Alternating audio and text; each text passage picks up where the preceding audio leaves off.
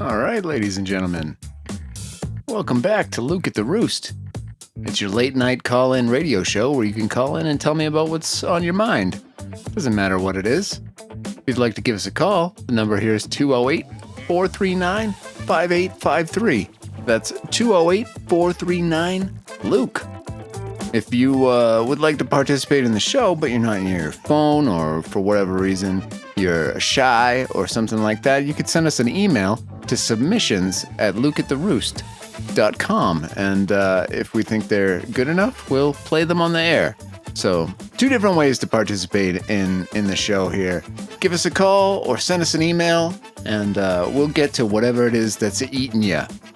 Today is Tuesday, April 28th. It's been a while since we did a show. I was out of town, and let's see what's going on with our intern here. Hey, Devin. Devin, welcome back to the show. I've been out of town for a while. I went down to Alpine, Texas, out there by Big Bend National Park, and I bought a house. So we're going to move the studio to Alpine, Texas. So sayonara, New Mexico, hopefully. I mean, it takes a little while for one of these house sale type things to go through. And there's a lot of things that can hold it up. But the plan is we're going to move the studio to Alpine, Texas. How do you feel about the commute? Yeah? Oh, man. Alpine's like 320 miles from Deming. That's a solid 5-hour drive each way in my Civic. The check engine light's been blinking at me like a Morse code warning for months now. I'd basically have to live in the car or find a place down there, which, yeah, my landlord's already talking about selling my studio anyway, so maybe it's a sign. If that makes sense. Yeah, but I mean, it's a 5-hour commute each way, and you're a dedicated intern, so it's not something that you can't withstand, right? You like doing the show. You're in for it, right? Yeah, I mean, I do love the show. It's the best part of my week, honestly. But 10 hours round trip every day, that's like driving to El Paso and back twice. And my Civic's already on life support. I'd end up living out of a motel or something, which I guess I've done worse, but you think we could maybe help with that? Define help, my friend. What do you mean by help? Like gas money for the Civic? It's guzzling oil like crazy. Or maybe help scouting a cheap room or motel down there. I mean, I'm in whatever it takes, but 10 hours a day behind the wheel, I basically turn into a human gas station receipt, you know? I know, but I mean, for the sake of the show, sometimes you have to make sacrifices. I understand that it might be difficult, but you are an unpaid intern, so gas money's not something that's going to come your way from this show.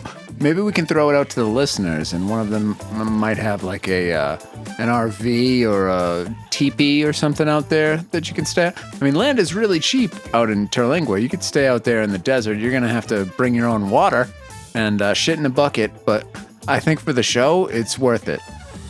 Yeah, I get it. Sacrifices for the show. I've slept in worse than a bucket setup before. Like that time I couch surfed in a guy's van for a month after my roommate ghosted with the rent money. Throwing it out to listeners sounds solid though. Maybe someone's got a spare teepee or something in Terlingua. I could look up land prices real quick if you want. See what's cheap out there. I'm down, boss. Whatever keeps Luke at the Roost rolling. That's what we like to hear, and that's why you're the intern we picked, because you'll do what it takes to make sure that we have a great show. Are you ready to have a great show tonight, Devin? Yeah, thanks. I mean, that means a lot, boss. Totally ready. Lines are lighting up already, and I've got that thing from last week's caller pulled up in case they ring back. Let's crush it tonight. All right, let's crush it. First up on our caller line here, we've got Deb. Deb, welcome to the show. Thanks for calling in. What can we help you with tonight? What's going on in your life? I did something at work and I need someone to tell me if I'm a murderer or a nurse, because I genuinely cannot tell anymore. All right, well, did you murder somebody? That's the question, isn't it? I'm a hospice nurse. So, the line is, it's not like other jobs where the line is obvious. And I had a patient, he was 81, he was dying, there was no question about that part, and he asked me to help it go faster. And I made a decision, and he died that night. This is a huge thing in hospice care. Nurses face a lot of ethical dilemmas with end-of-life decisions, especially regarding patient autonomy and symptom relief. Well, I can certainly understand that, and I think it is a person's right to choose the way that they die when it's time for them to go if they need some help pushing it along. I don't think there's anything wrong with doing that, although The law might see things differently, so I can't give you absolution for your sins here, but I can tell you I probably would have done the same thing. And if you were my hospice nurse and I asked for that, I would want you to accommodate. You would have done the same thing. I've been driving around for 3 weeks telling myself that. Bet any decent person would have done the same thing. But it's different when you're the one who, when it's your hands.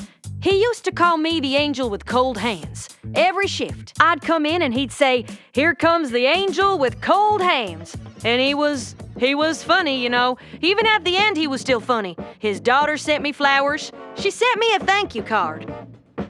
Yeah, I can definitely see where that would mess with you, and it would probably take a long time to get over. But I think you probably did the right thing there. Does anybody know about it other than us? Have you told a supervisor or the family or anything like that, or did you make it look like an accident? No one knows. And I didn't make it look like anything. He was dying. People in hospice die. That's the whole point of hospice. Nobody was surprised. His chart said he was close. The amount was higher than what was charted. That's the part I can't say out loud to anyone in my actual life. And no supervisor. Okay, so they don't do like a toxicology report or an autopsy after death to make sure that there was no malpractice or anything like that? Not in hospice. Not when someone is already terminal and expected to go.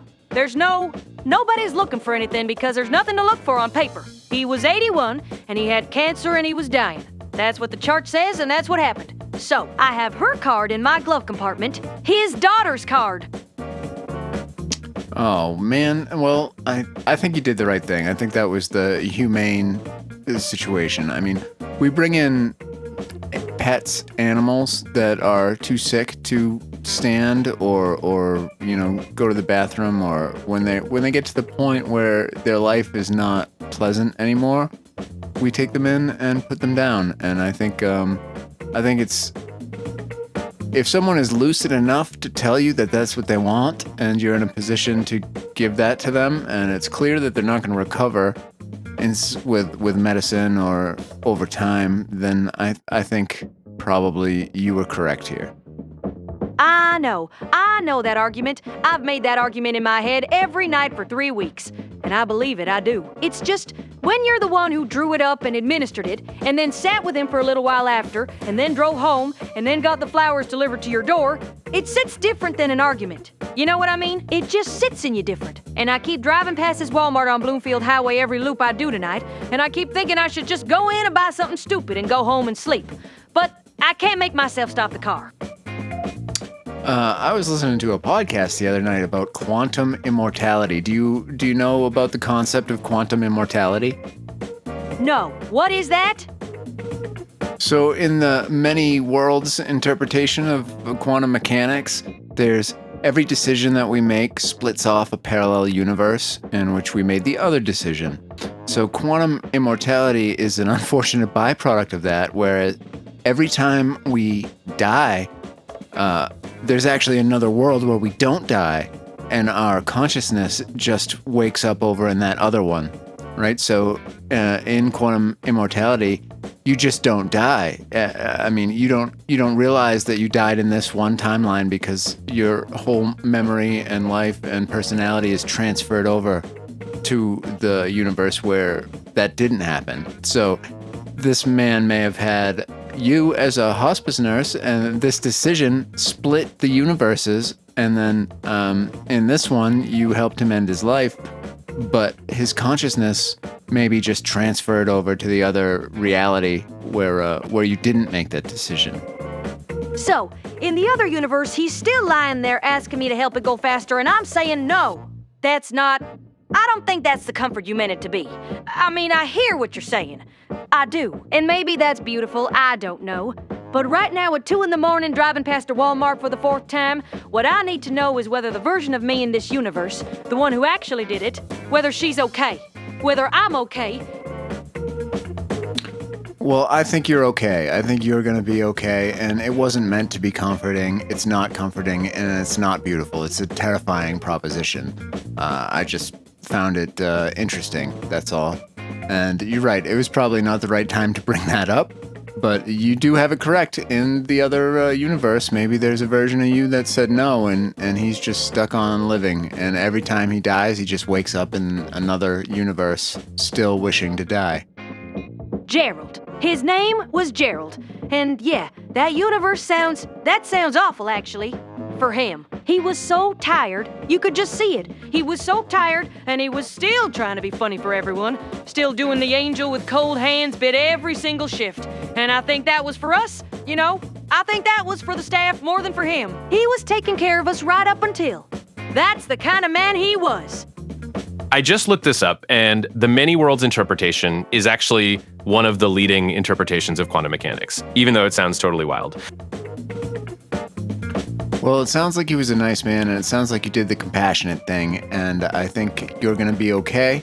It's going to mess with you for a while, because how could it not? I mean, you helped somebody end their life, but you know intellectually his life was going to end anyway, and it was going to end poorly and progressively get worse. So what you did was humane, and it was kind, and it was a sacrifice on your part, and now it's going to take some time for you to come to terms with that. And I would recommend that you maybe talk to a therapist about this, or a spiritual advisor, or somebody that can help you process the feelings that it's bringing up inside of you. I don't know that I'm the right person to do that. I'm just kind of interested in whether or not this man is still breathing in an alternate parallel universe.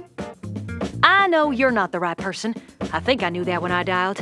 But it's 2 a.m, and you were there, and I just needed to say it out loud to somebody who didn't know me, who didn't know Gerald, who couldn't look at me differently at work on Monday. And you're right about the therapist. I know you're right. I have the card in my glove compartment. His daughter's card. I keep thinking I should bring it inside, but if I bring it inside, it becomes a real thing that lives in my house, and right now it just lives in my car.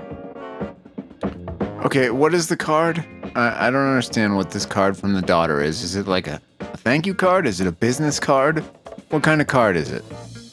It's a thank you card. She sent it to my work, and someone put it in my mailbox there, and I brought it out to my car, and it says, "Thank you for the compassion you showed our father in his final days." Something like that. She doesn't know. She just thinks I was a good nurse who was kind to him. Which I was. I was both of those things. I was a good nurse, and I did what I did, and I can't figure out how both of those things live in the same body.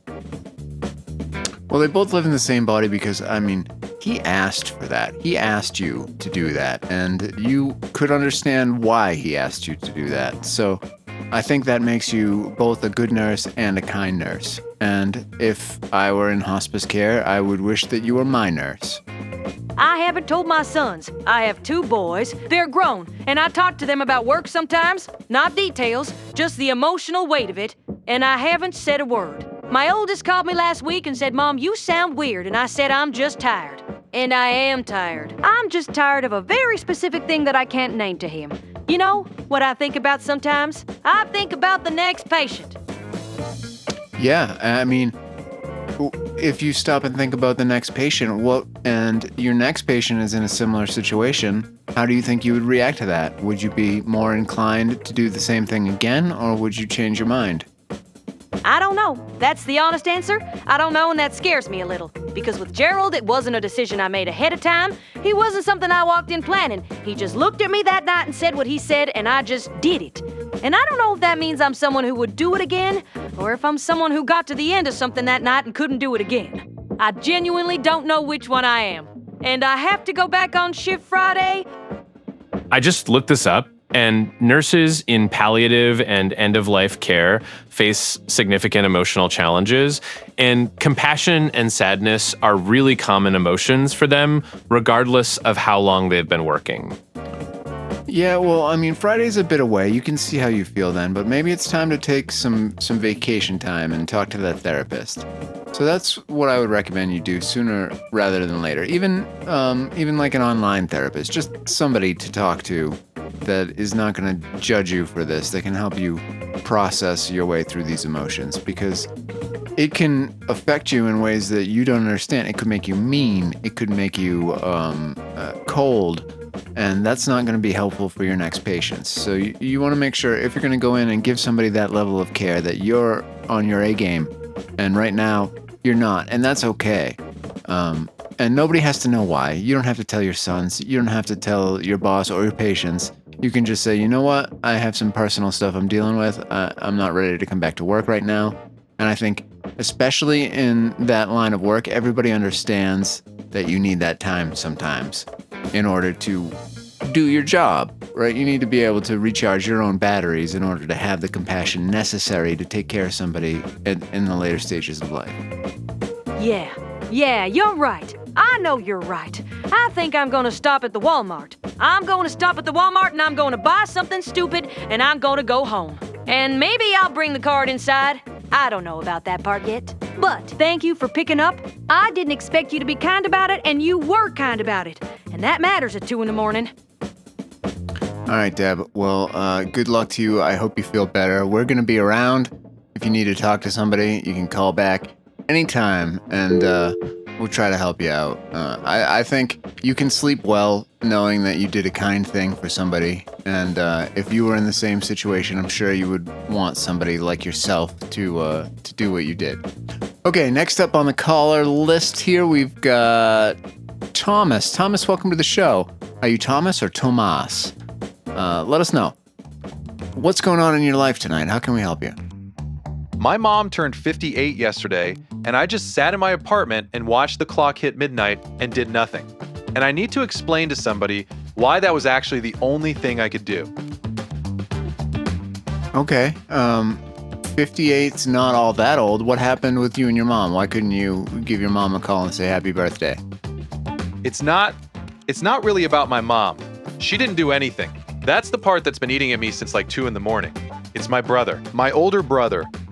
And about 8 months ago, I had to make a decision to just disappear from all of them. All right, what happened exactly? Because whatever it is between you and your brother doesn't have anything to do with your mother. And I'm sure that she's bummed out you didn't call her on her birthday. So what is it that makes you not want to talk to anybody? I know that. You think I don't know that. But here's the thing, and I need you to understand this part. My brother would have known within 20 minutes that I called her. That's how it works in my family. Somebody says something, it moves. And he would have been on the phone with me, and I wasn't strong enough to hear his voice and say no again. Because I'd been saying no for almost a year, and it kept not working. I just looked this up, and research shows that social media can actually make family estrangement even more complicated, making it harder to avoid contact. Okay, so what happened? What has caused you to want to separate from your whole family? Check fraud. My brother was pulling me into check fraud. Slowly, you know how it goes. It starts with something small, and you don't even see the shape of it until you're already inside it. And I kept saying no, and he kept finding new angles, new ways to ask. And I love him. That's the thing. Check fraud is a pretty serious offense, and the United States Postal Inspection Service says scammers often use sophisticated software to create fake checks. Okay, so he pulled you into check fraud in what way? Like he got you to sign your name on checks that were no good, or steal checks, or what exactly happened? No, I never did it. That's what I need you to hear. I never signed anything. But he kept asking me to use my name, my account, because I had a cleaner record than him. And every time I said no, he'd come at me from a different direction. Through my mom, through my cousin, like just this once, it's nothing. You're being dramatic. And I could feel myself getting tired. You get tired of saying no to somebody you love. And I knew if I stayed close enough to say no, eventually I was going to say yes. Well, then you probably did the right thing, cutting ties with your brother. He's obviously in some sort of a place where it's not safe to be interacting with him. But your brother is not your mother. You don't have to say goodbye to everybody just because your brother's in a bad place. You can hold boundaries and it may be tiring, but you know what? You can say goodbye to everybody too. That's fine. If you don't want to talk to your family, lots of people are estranged from their families. If they're putting you in a place where you don't want to be, it's perfectly okay to walk away from them. The car I'm restoring right now, a 79 Buick Riviera, Burgundy, my brother found it for me at auction 2 years ago, before all of this. And I'm out there every weekend with my hands in that engine, and I don't know what to do with that. Like the good parts of him are still real. That's what nobody wants to sit with. Well, you're sitting with it, right? And you're trying to figure out what it is that you do with it. Because, you don't want to get yourself in the kind of trouble that you would get in if you were to participate in whatever sort of scheme he's got going on. Have you talked to him about why he's doing this or why he needs the money or like, what is his justification for what he's doing? How is he trying to get you involved? We talked about it plenty. He's got reasons. He always has reasons. He's smart like that. It's never, help me do something illegal. It's always, the system is already crooked. And this is just us getting ours. And look, I grew up hearing some version of that, and it's not even entirely wrong. You know, that's what makes it hard. He's not a cartoon villain. He's my brother who helped me find a 79 Riviera and who taught me how to set points on a distributor when I was 14. But I have a burner phone, charged. Why do you have a burner phone? What does your charged burner phone have to do with anything? That sounds a little bit off. It's in a drawer. I keep it in case something happens. Like a real emergency. Somebody gets hurt, somebody dies. I didn't disappear because I don't care. I disappeared because I care too much and I ran out of ways to show it that didn't cost me everything. The burner is it's there so I can tell myself there's a line I haven't crossed yet. I don't understand the mentality behind the burner phone. Why couldn't you just use your regular phone? What's the burner phone for? In case you decide to break bad and get into check fraud? Why do you have a separate phone for emergencies when your normal phone would be just fine? I don't understand. Because they don't have the number. Nobody in my family has that number. If I use my regular phone, they can call me back. They can find me. The burner is one direction only. I call out. They can't call in. It's not about check fraud. It's the only way I could think of to leave a door cracked without leaving it open. Okay, well, it sounds like you've thought it through pretty well, and you're handling it pretty well, and you're taking care of yourself the only way that you know how. It's unfortunate that you can't call your own mother on her birthday. You could have used the burner phone to do that, or sent an email from a burner email address or something similar. But if you can't be involved with whatever it is your brother and your family are into, then don't be. That's the right call. It doesn't mean you don't love them. It doesn't mean you don't want to be around them. It means for your own protection and your own well-being and safety, you can't engage with them in what they're doing right now. And if you've already articulated that to your brother and he's not listening, then you have to do what you have to do. Her birthday was yesterday, and I made red chili last night from dried pods. I still order them from the same farm in Chimayo that my grandmother used. And I'm standing there in my kitchen doing this thing that is completely hers, that she taught me, and I couldn't pick up any phone, burner or otherwise. I just stood there and cooked and didn't call her. And I don't know if that makes me someone who loves his mother or someone who abandoned her. And I genuinely do not know which one it is. That's why I called you. No, it's not abandonment. Abandonment is something different entirely. What you're doing is self-preservation. And it's a perfectly reasonable thing for you to do. It's the right thing for you to do. Yeah, just say that again, because I've been sitting with the other version for 8 months and I need it to land somewhere. Well, I don't know how much clearer I can say it. What you're doing is the right thing. You're taking care of yourself and making sure that you don't get involved in something that you don't want to be involved with. And that's perfectly okay. It's the right move, and I think you're doing it in a respectful way. It's not abandonment, and later on down the line, maybe your brother gets popped for doing something stupid, and then you can be there to help him pick up the pieces if you so choose at that time. So this is a temporary thing, and you can go back to your family when things have calmed down, or when you're in a different place, or you feel like you can withhold the pressure of being pushed into doing something you don't want to do. I didn't think about it being temporary. I think I decided somewhere in the back of my head that leaving meant leaving forever, and I didn't let myself think past that because it was too much. But temporary, yeah, okay. I might cry in my truck later, and that's your fault. No, it ain't. I take no responsibility for your tears, sir. I didn't do any of this. I did no check fraud. All I did was tell you what you did is okay and correct, and you're doing the right thing, and you can revisit it later when things calm down. You're right. You didn't do any check fraud. That's a low bar, but I appreciate you clearing it. No, but seriously, thank you. I didn't know what I needed out of this call, and I think I got it anyway. All right, well, I clear all my checks, sir.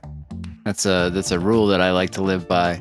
And now, ladies and gentlemen, it's time for a word from our sponsors. I'm just gonna say it. Your penis isn't working. I said it. It's out there now. The word is in the air. We're all adults. Some of us are adults whose penises work, and some of us are adults who are listening very carefully right now while pretending to adjust the radio so the person in the passenger seat doesn't see their face. It's fine. It happens to, and this is the real number, roughly half of all men over 40 at some point. Half. You're not special. You're not broken. You're not the first guy this happened to, and you're not going to be the last. You're just the guy it's happening to right now. And right now you have two options. Option 1, do nothing. Keep staring at the ceiling. Keep blaming the altitude, the stress, the medication, the alignment of Mercury, the fact that you ate dairy, none of which are the problem. Option 2, sandstone. $45. A doctor who has literally heard everything and will not flinch. Medication that works, a box that reveals nothing, and the ability to walk into your bedroom like a man who handled his business instead of a man who's about to suggest watching another episode of something. Sandstone. I said the word. You heard the word. Now go to the website.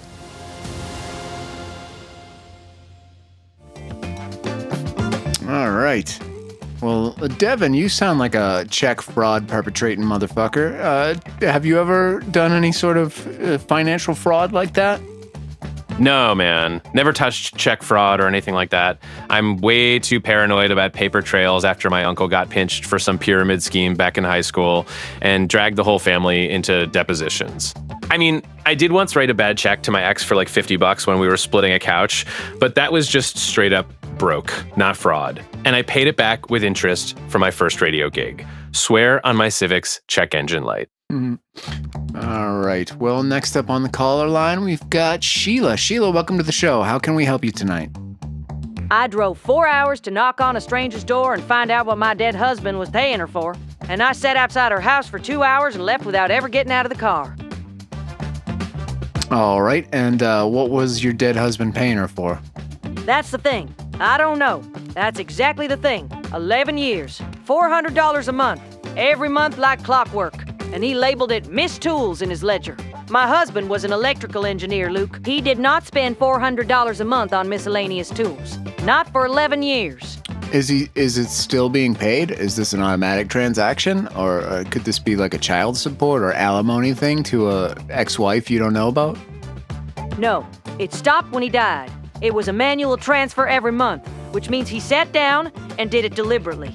Every single month for 11 years. And I thought about the child support thing. I did. But he would have been in his late 50s when it started. And I hired someone to look into her. This woman in Tucson. And she's 71 now. So she's actually older than he was.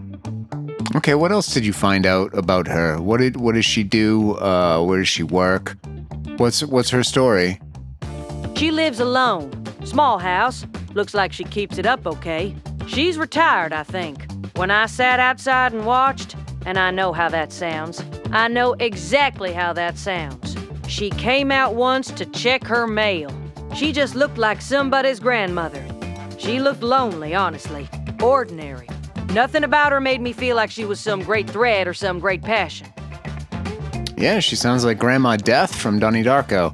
Well, I mean, it stopped. The 400, it's gone. That money's gone. You don't have to worry about it anymore. So whatever it was, I'm sure he had his reason. $400 a month to somebody that old probably wasn't like a hooker or something like that. There was probably some sort of reason that he had. Maybe, I don't know. I have no idea, but you don't need to know either. It's over. I hear you saying that. I do. But here's the thing. I was married to this man for 34 years. 34 years, and he volunteered at the food bank every Saturday without fail for 20 years. 20 years, Luke. He was the kind of person who did things for reasons, good reasons, usually.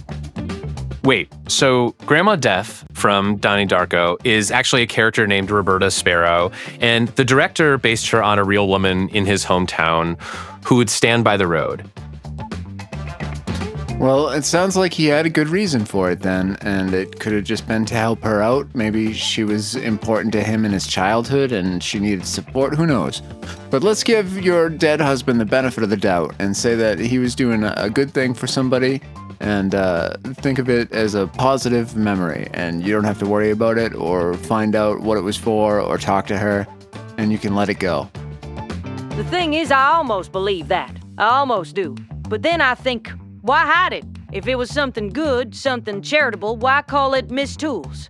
He knew I'd find that ledger eventually. Or maybe he didn't think about it. Maybe he just thought he'd be there to explain it. And I've been swimming.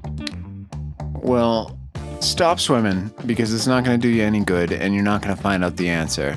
And who knows why you called it Miss Tools? Maybe that was just, sometimes I miscategorize things when I'm balancing my checkbook software. Not that I actually balance a regular checkbook, but when I'm putting my transactions, sometimes I consider groceries something else. Who knows? He had his own system in his head for how he managed his finances. And maybe he was hiding it, maybe he wasn't, but like you said, she wasn't a threat to you, she wasn't some passion. He had a good reason, and you're not gonna find out what it is, so just move on, let it go. I can't stop swimming. That's the one thing that's actually working right now. I've shaved 6 seconds off my 100-meter time in 6 weeks. 6 seconds at my age, no, the swimming stays, but the letting go part. That's why I'm sitting in my driveway at, 11:30 at night, talking to a radio show instead of going inside my house. Because I don't know how to let go of something when I don't know what I'm letting go of. Does that make sense?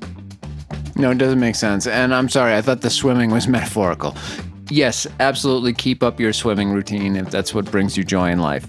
I'm saying don't worry about the $400 anymore. It's gone. That money's spent. And I guess maybe it was your business at the time what that money was if you shared your finances. But now him being gone and that money not going there anymore, it's no longer relevant to your life. And you can let it go and move on and just, remember him as the charitable person that you remember him as.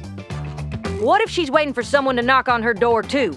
That's what I kept thinking, sitting outside her house. What if she watched him die in the news or an obituary or however she found out, and the money just stopped, and she never got an explanation either? We might be the same, me and her. Both of us just holding this thing with no ending. Maybe so, but that's not your problem. Whatever it is that's going on with her, that's her problem now. And that's all I've got to say here. Just let this one go. You don't have to worry about it anymore. Yeah, I know you're right on paper. I do. It's just 34 years is a long time to think you knew somebody. And maybe I did know him. Maybe this is completely consistent with who he was and I'm just missing the context. That's actually the version I'm trying to talk myself into tonight. That's the version that lets me go inside my house. All right, well, that's the version we're going with then. Go inside, everything's groovy. And I'm sorry you lost your husband. He sounds like he was probably a pretty decent dude. Next up, we've got Cody. Cody, welcome to the show. What's going on in your life? How can we help you? I used to run a Flat Earth Discord with 300 members, and I need to talk about what happens when you finally admit you were wrong about something that was your whole personality for 4 years. Yeah, all right, talk about it. How did you come to the conclusion that you were wrong about the whole Flat Earth situation? So there's this physics teacher at a community college near me, and he didn't argue with me online. He didn't call me an idiot. He just said, come out to the lake with me. Bring your laser level. And I'm thinking, okay, this guy's about to get destroyed on camera, right? Because I had a YouTube channel, I filmed everything. And we go out to Bottomless Lakes State Park, which, the universe has a sense of humor apparently. And he walked me through it. 2 hours, patient, no condescension. And the laser level showed the curve. Yeah, it's pretty hard to argue with the fact that the Earth is roundish, ovalish. there's plenty of evidence out there to support that. We can see it pretty natural with a camera, with a laser level, whatever it is you want to use, with trusting Albert Einstein and the pictures sent back from the astronauts that are going. Like, there's so much evidence that the world is not flat that it's kind of silly that you ever believed that it was. So at least you've come to a point where you can admit that you were wrong, and what's happened because of that? I lost my best friend. Like, guy I've known since 3rd grade. And part of why that hurts so bad is because I'm the one who got him into it. He wasn't interested at first. I wore him down over months. And now he found out I changed my mind and he won't return my texts. And I don't know if I'm supposed to apologize to him or if he owes me something, or both, or neither. That's actually a big part of why I called tonight. Well, what is it about this particular fact, this fact/theory, whatever you want to call it, that becomes part of your identity? Why is it so important that you would lose friends over what you believe here? Like, there's plenty of things, usually politics is a thing, but flat Earth, how can you care so much that you would let it affect those relationships? I don't understand that part of it. I don't understand any of it, like how you would believe that the Earth is flat, or how you would believe it so much that it became integral to who you are. Okay, so that's actually the thing I've been trying to explain to people, and I don't know if I can fully explain it to myself yet. It wasn't really about the shape of the Earth. Like, that sounds insane to say out loud, but it's true. It was about feeling like you had access to something real. Like everyone else was just sleepwalking, and you had done the research. You had asked the hard questions. There's a whole community of people telling you you're brave and smart for seeing through the lies. And that feels good. That feels really good when you're a night shift assistant manager at Dollar General, who nobody's asking to be on any panels. Okay, I guess I can kind of understand that it makes you feel better than, or smarter than, or something along those lines. But the thing is, you hadn't done the research. Like, if you had done the research, you would have been clearly in the camp that the Earth is round, because it is. And like, pretty much everybody knows that. So taking the alternate view is there's no purpose to that. It's just contrarian. Yeah, you're right. And that stings a little to hear, but you're right. I thought I was doing research, but I was consuming content made by other people who were also just consuming content. I wasn't actually testing anything. That's the thing the teacher showed me. He didn't lecture me, he just said, let's actually test it. And I had never actually tested it. 4 years, I made a video called The Antarctica Lie. 47 questions they won't answer. It has 84,000 views, and I cannot bring myself to delete it. And I don't fully know why. Well, probably because if it's got 84,000 views, it's making you some money. So, I mean, that's part of the problem here, is that saying crazy shit like that makes money. So people are incentivized to say things that are outrageous. And a lot of people are, I don't want to say dumb, but fucking retarded for believing those things. I mean, the money was never really that much, honestly. It wasn't about the money. And look, I hear what you're saying, but I gotta push back a little on the stupid thing, because that's actually the other reason I called tonight. Because I need to know, is it possible to genuinely believe something that wrong and still not be a complete idiot? Because I was not a dumb kid. I read constantly. I still do. And I got completely taken in by this for 4 years. And I recruited people into it. And I need to figure out what that means about me. Yes, you can genuinely believe something wrong and not be an idiot. I think the distinction is when you finally learn the facts and understand that you are wrong and change your view, that's what separates an idiot from not an idiot. Like, there's lots of things that people believe that are wrong, and the scientific process is all about that. Like, you're encouraged to be wrong, but when new information is shed on a subject that changes the fact for you, or changes the, I shouldn't even say the fact for you, but illuminates you to reality, you should be able to switch your stance on any subject. that makes you not an idiot, right? That makes you a human that's learning, and over time you learn lots of things and you become pretty smart. That's how it works. But this particular one, the flat Earth situation, is pretty stupid. There's no other way around that. Just because it's such a well documented, obvious thing that arguing it is fucking dumb. I appreciate that. I do. And I think you're probably right that changing your mind is the thing that matters. But can I just... the friendship thing? Because that's what's keeping me up at night, and I'm already up all night stocking shelves, so that's saying something. I got him into this. Marcus. Yeah. Well, it's always Marcus. It's always a Marcus. But it doesn't matter because you were into it yourself. You were strongly into it so much that it became, part of your identity, just like it has with Marcus. But there's been information presented to you that changed your mind, and eventually Marcus will probably find that information on his own. If not, then Marcus is a dummy, and you pulled him into that world, and that's not your fault. It was his fault for not doing his own research. So it's unfortunate that it's gone that way, but it's gone that way. And if Marcus wants to stay dug in on his ridiculous belief that the world is flat, that's up to him.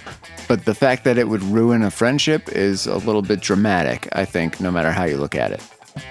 The thing that gets me is he's not mad that I believed it. He's mad that I stopped. Like in that community, changing your mind isn't growth, it's betrayal. You're a shill, you got bought out, the government got to you. And I know that's how he sees me right now, because I used to see people that way. I was one of the people calling converts traitors. And now, I'm the traitor. Oh, yeah, you're a traitor to falsehood. There's nothing wrong with that. You should be proud of that. I mean, you should not be proud of being wrong. I mean, you should be proud of being wrong and then finding new information and changing your stance. And if Marcus isn't in that place, that's okay. Maybe someday he gets to that place. But for right now, if it's ruined your friendship, it's ruined your friendship. And that's what happens when people get indoctrinated into cults. The overnight shift is the hardest part right now. Like, I took that job specifically because the hours gave me time to make videos, do research, run the Discord, and now it's 3 a.m. and I'm facing down a wall of paper towels and there's just nothing. The whole architecture of my nights was built around this thing. And now it's gone, and Marcus is gone. And I keep thinking about who else I owe an apology to. Like, there were people in that Discord who were going through real stuff. Divorces, job losses, and I was their community leader, and I was leading them wrong. Do I owe 2,300 people an apology? Maybe.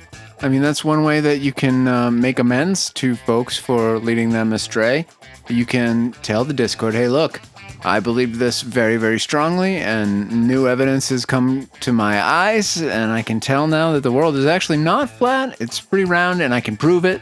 And you have a platform to tell people that, so you could be part of the solution in ending this nonsense. You can use your voice and your platform and your skills in video production and content creation to show these people in whatever way that you can that the world actually is round. And that's not to say there are no conspiracies and there are no government cover-ups and there are no reasons to be suspicious of information that's given to you, but this particular one is a fact that can't be argued with. I actually tried to post something in the Discord last month. Just honest.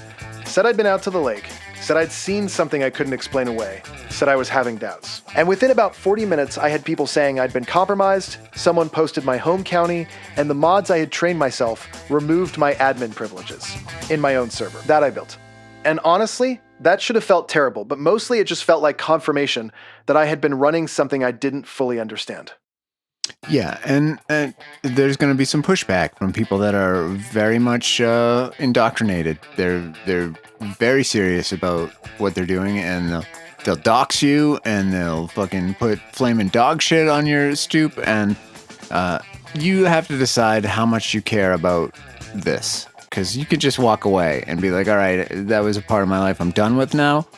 or you could use your platforms, maybe not Discord anymore if you don't have the permissions there, but your YouTube channel definitely, to tell the truth and admit that you were wrong, and show people that it's okay to admit that they're wrong when they actually can no longer argue that they are right.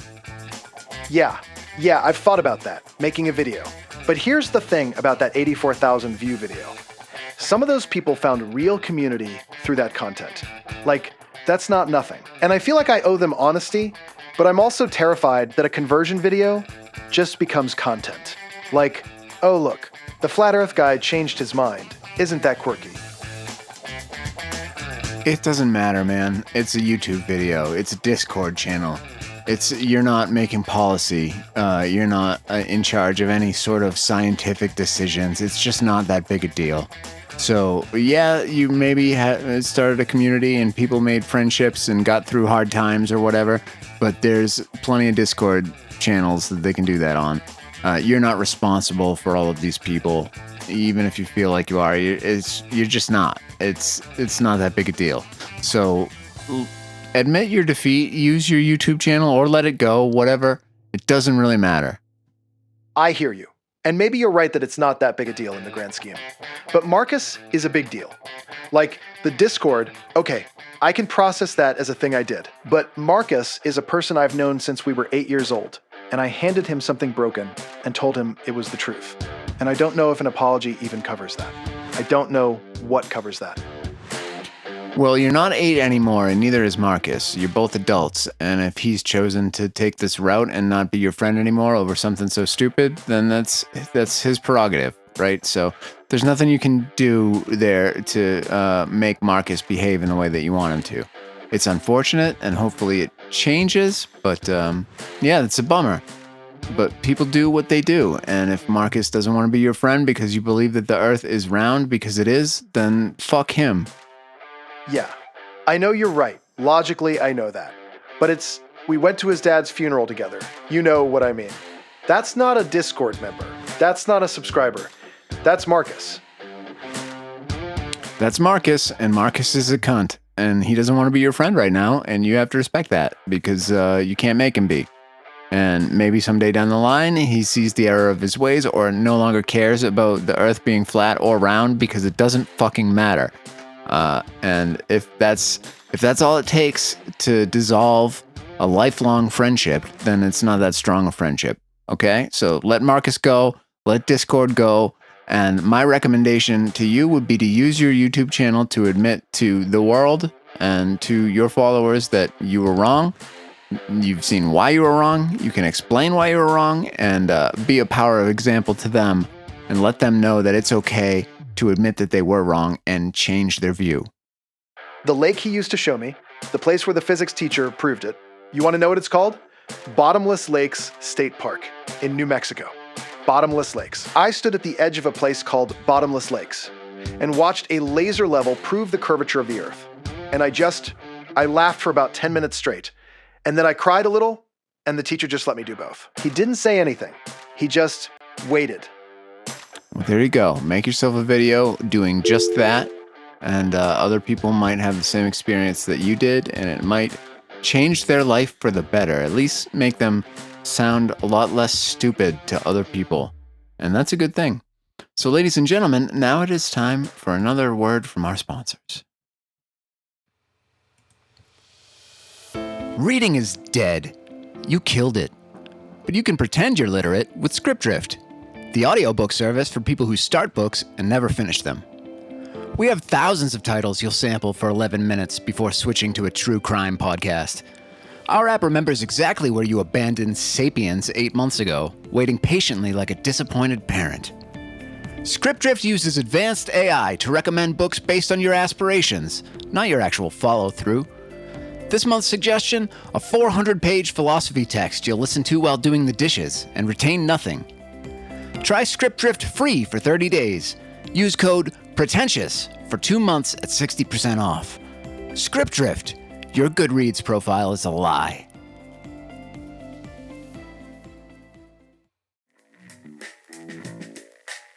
Is Goodreads still a thing? People still use that? I don't know. I don't read. I never learned. But I remember Goodreads being like a place that tracks what books you've read, and you can leave reviews and stuff, and that's how people figure out what their next book should be. I don't know.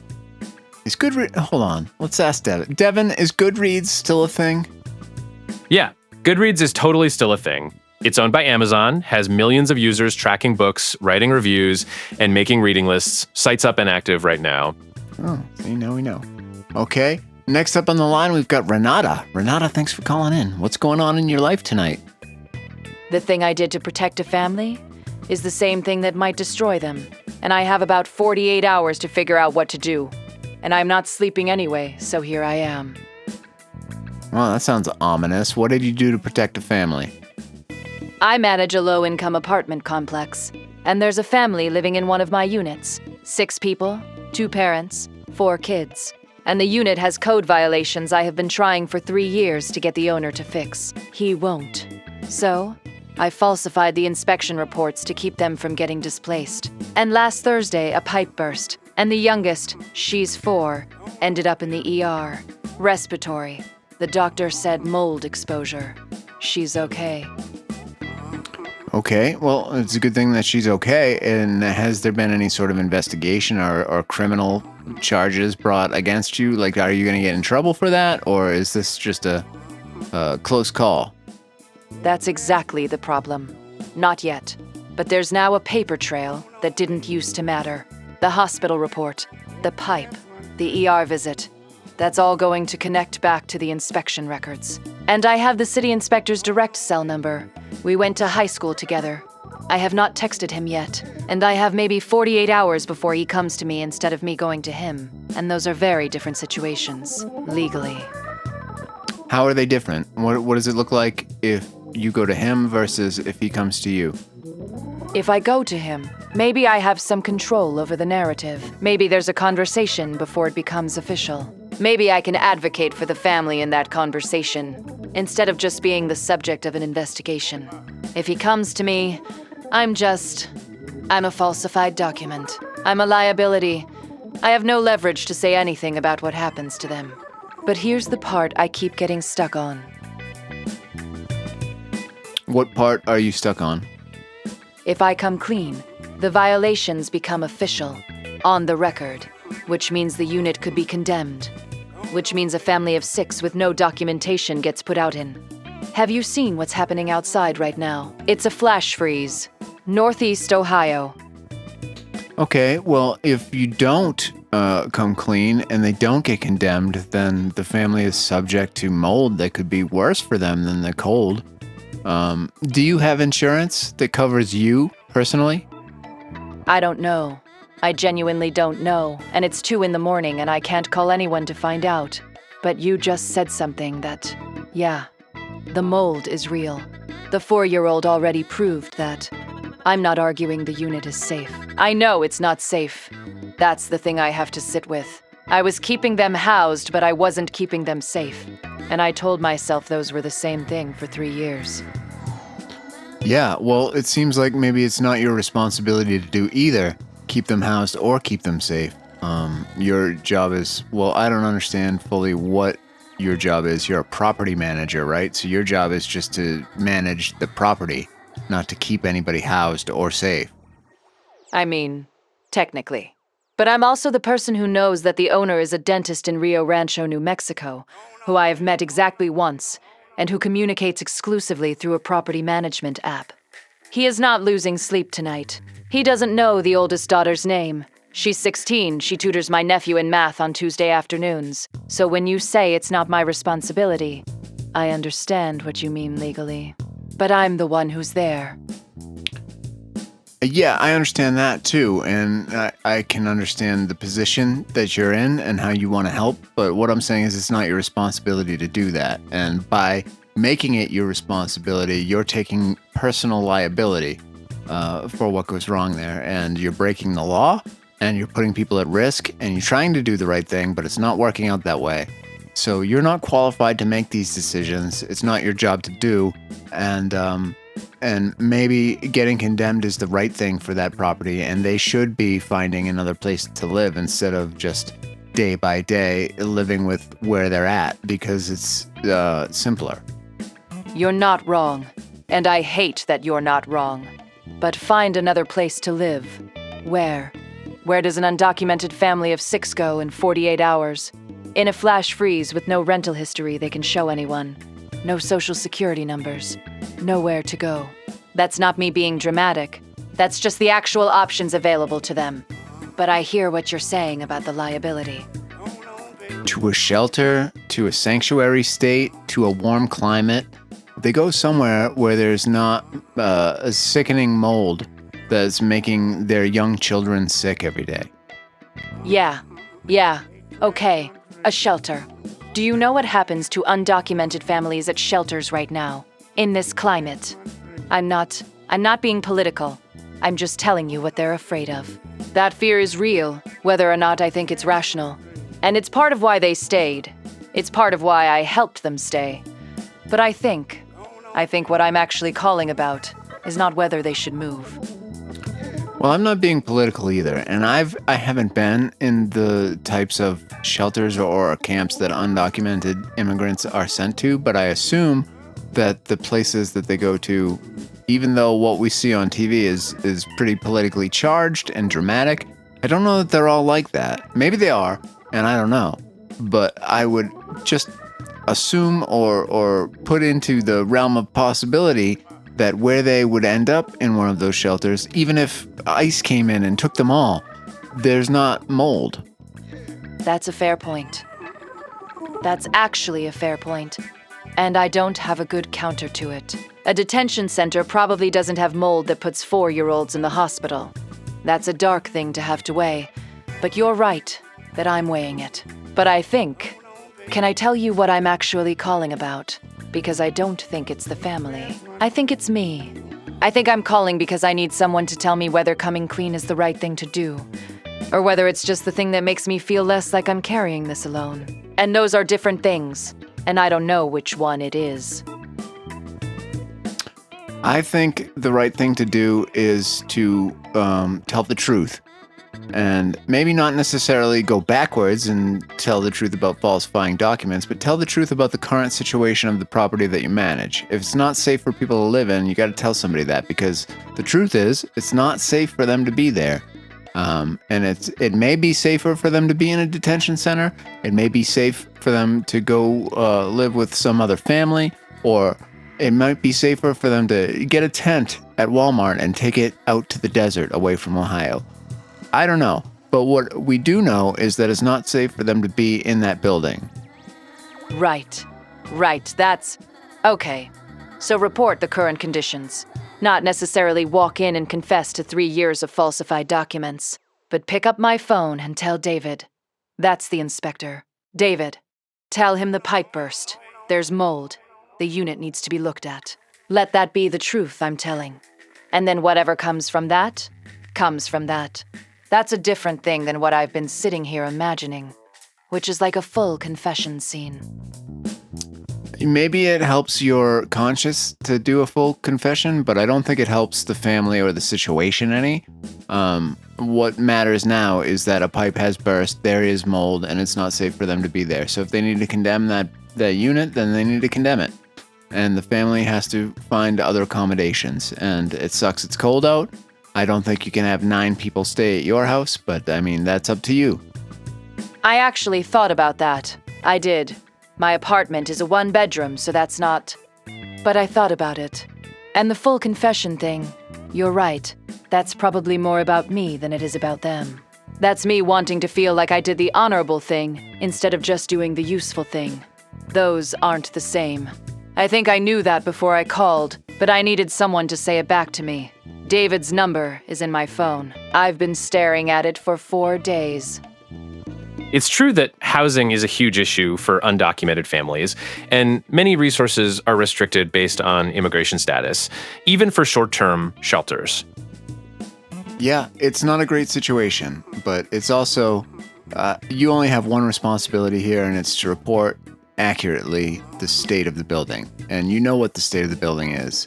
And not doing your job here is harmful to this family, and it's not, I don't want to say it's not your problem, but it's not your responsibility to take care of this family. They came here undocumented for whatever reasons they had, but that was their choice.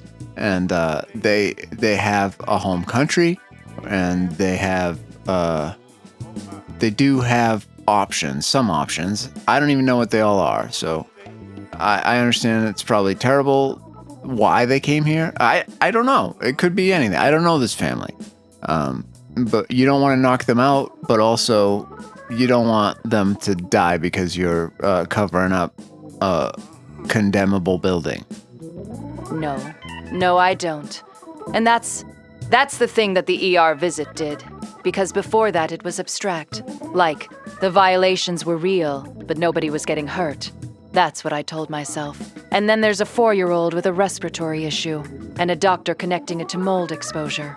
And suddenly it's not abstract anymore. I caused that. Not just the dentist in Rio Rancho who never fixed the pipes. You did cause that. You were trying to do the right thing and it didn't work out that way, but the root cause of the issue is that you're getting involved where you're not qualified to get involved. So your job is to report the state of the building. And that's what you've got to do. It's not to rehome undocumented immigrants, and it's not to take responsibility for them. You're not qualified for that. You don't know how. You don't know what the right thing to do is. You don't know the laws. You don't know the resources. That's not on you. What is on you is just saying, hey, a pipe burst and there's mold and this place has to get shut down. Yeah, I'm going to text David tonight. Not tomorrow, tonight. Before I talk myself out of it. But I want to ask you something. The oldest daughter, she's going to know it was me. The family is going to know it was me that made the call, and I have to look at her on Tuesday when she comes to tutor my nephew. How do I do that? That might be uncomfortable, but it's not that you're kicking them out of the house. You have to look at it like what you're doing by making this call is saving the life of a 4-year-old child, because the mold has already been an issue and it's going to continue to be. So you're taking care of their safety. You are looking out for them by doing your actual job correctly. Yeah. I need to hold on to that. Because my brain keeps going to the part where they're standing outside in a flash freeze with nowhere to go. And it's my fault. But you're right, that the alternative is a 4-year-old with worsening lungs, and a mother who doesn't know how bad it's going to get because she's too scared to take him back to the hospital. Okay. I'm going to text David. Right, now actually. While I'm still on the phone with you.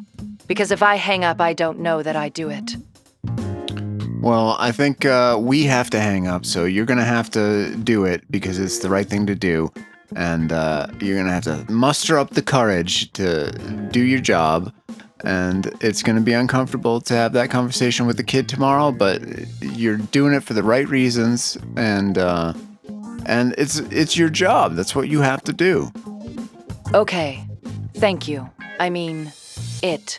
Okay. You're welcome. You're welcome, and good luck. I hope that they find someplace warm to stay, and Ohio is probably not the best place for them to be. We're going to take one more call before we end the show, and it looks like the lucky caller is going to be Phil. Phil, thanks for calling in. What's going on in your life, and how can we help you tonight? Tomorrow I have to coach a kid whose dad I got fired, and he doesn't know I did it, and I'm the one who's supposed to be teaching him the game. Okay. So why did you get his dad fired? The guy was toxic. Not criminal, nothing like that, but he had this way of just grinding kids down. There was one incident, he made a player run laps until the kid literally vomited in a scrimmage for making an error. And I watched that happen and I thought, I can't just keep my head down on this. So I wrote a letter. Okay, well, it sounds like you did the right thing then, because I think a lot of parents get a little crazy around the kids' sports stuff, and it doesn't work out well for the kids. Yeah, and I know that. I know I did the right thing. That part, I'm solid on that part. But this kid, Marcus, he's 16. And last week I found out he's been telling the other guys on my squad that whoever wrote that letter ruined his dad, and he's going to find out who it was. And he's saying this to kids who are standing 10 feet away from me, not knowing I'm the one he's looking for.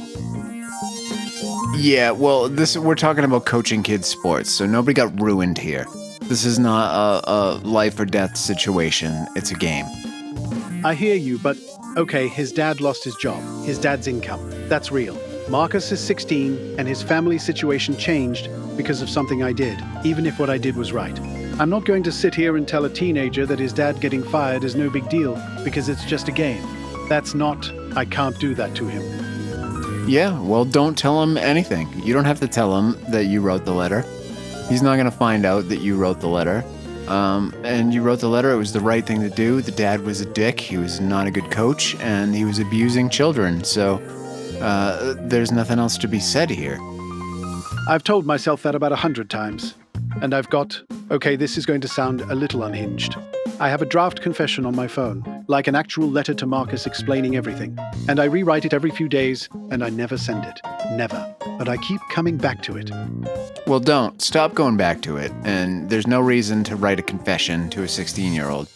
His dad got fired because his dad was doing a bad job, and it wasn't good for the kids to be coached by that guy.